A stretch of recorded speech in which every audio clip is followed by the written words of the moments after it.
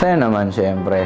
Kasi 1 year na akong kilala as Elvis Presley and para sa akin lang ang shocking kasi ang bilis ng panahon. Parang kailan lang sa bahay lang ako kumakanta. Ngayon, nasa entablado na ako, nagpapasaya ng mga tao.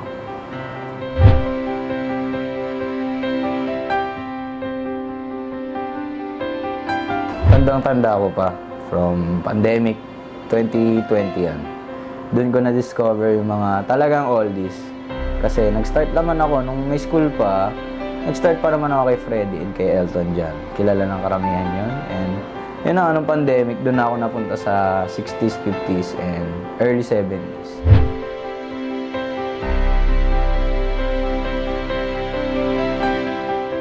Kung sa singer, si Freddie Mercury.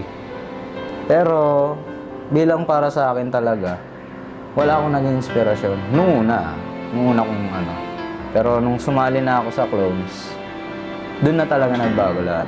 Kasi doon ko na nakita paano ako minamahal ng fans ko, paano nila ina-acknowledge yung boses ko. Doon ko na rin nakita na hindi ko kailangan itago ito para lang sa sarili ko.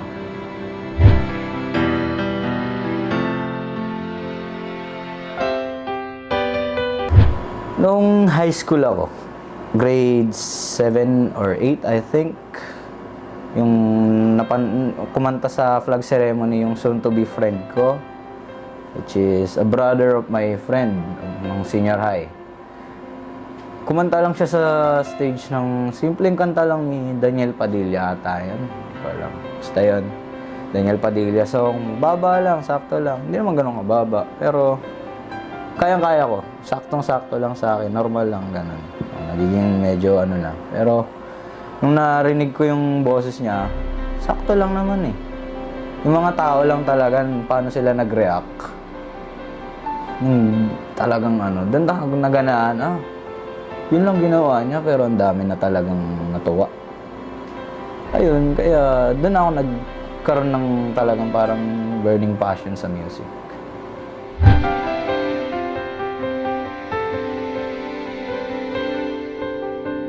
Nung high school ako, grade 8.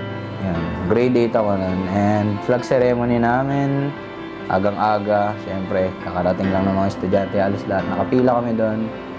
And umakyat to, may kaduit ata siya o solo lang siya. Kumanta sila dun sa stage o siya sa stage. And lahat ng tao naghiyawan na dun.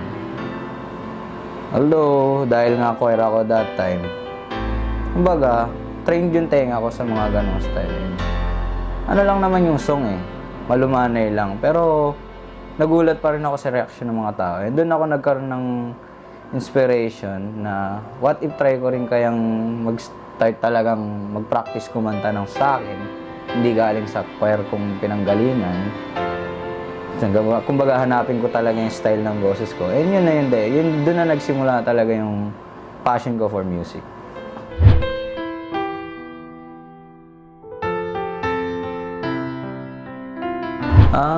Always stay humble lang. Yun lang naman masasabi ko, na natutunan ko talaga. And also, maging disiplinado talaga.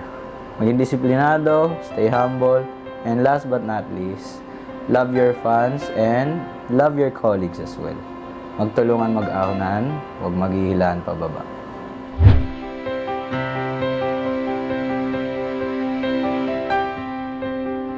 Yung first concert ko, yung December. Yung after concert na actually, kasi doon na nagrambulan eh. Pero masaya. Although nagkaguluhan, masaya naman kasi nakapagpa-picture lahat ng mga, sabihin natin, although hindi VIP, nakapagpa-picture pa rin sila sa akin. And para sa akin, masaya na rin ako doon. And especially, nung pumunta si Sir RJ doon sa very first concert ko, very shocking lang. Although in-invite din namin, pero hindi talaga namin akalain na pupunta siya.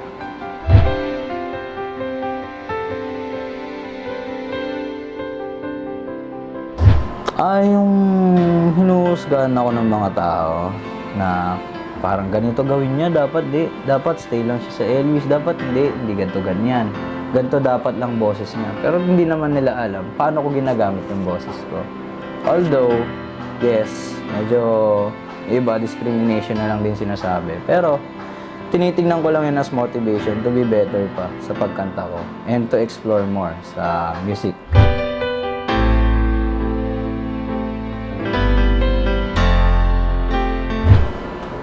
Gusto ko lang naman iparating sa mga sumusuporta sa akin na hindi lang Elvis yung boses na kaya kong gawin. Gusto ko lang din naman nila malaman na marami pa akong singers na kayang gayahin. Sana maging kilala pa rin ako sa mga susunod na panahon na ginagamit ko hindi na yung boses ni Elvis, kundi sarili ko ng boses at sa mga iba pang technique na ginagawa ko na hindi ginagawa ni Elvis.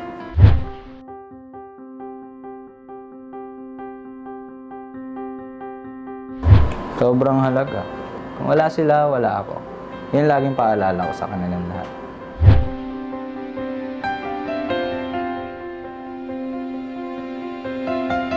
Meron ako naaalala.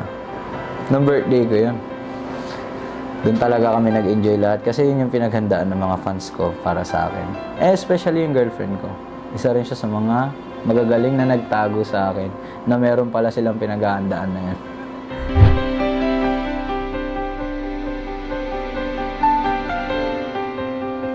Lagi ko lang iniisip na may mas magaling sa akin. Kahit anong galing na sinasabi sa akin ng mga tao sa paligid ko or mga fans ko o supporters ko, yun pa rin lagi umiisip sa utak ko na sooner or later, sa ngayon lang oo, ako lang yung nakikita niya eh. Pero magugulat na lang kayo biglang may susulpot dyan. Kaya, I always stay myself on the ground to learn more and to practice more.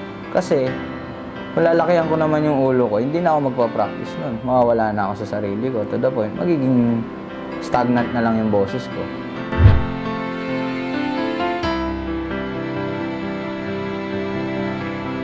Siguro pwedeng maging computer gamer o mobile player gamer, ganon. O pwede rin sa hobbies, mga laruan, collector, ganon. Kaso wala naman akong pera. Wala naman ako masyadong pera eh. Pag nasa stage ako, or pag naka-artist mode ako, everyone know me as Elvis Presley. Pero pag nasa bahay na ako, or tapos na yung pagiging artist mode ko, tapos na yung show na yun, makikita mo na sa akin si Jerome. Yun lang.